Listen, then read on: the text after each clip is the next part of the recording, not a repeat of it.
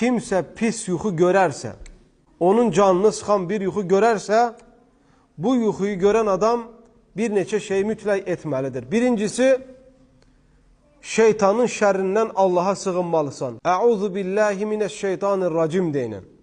Və yaxud da öz dilində deyinən ki, ya Rabbi, şeytanın şərrindən sana sığınıram. İkinci pis yuxu gördünsə, əsla və əsla bu pis yuxunu kiməsə danışma.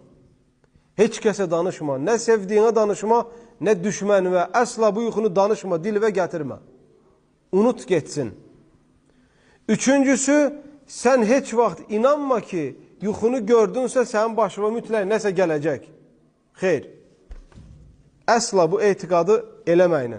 Dördüncüsü, çalış pis yuxu gördükdən sonra, şeytanın şərrindən Allaha sığınandan sonra sol tərəfinə 3 dəfə tüpülə.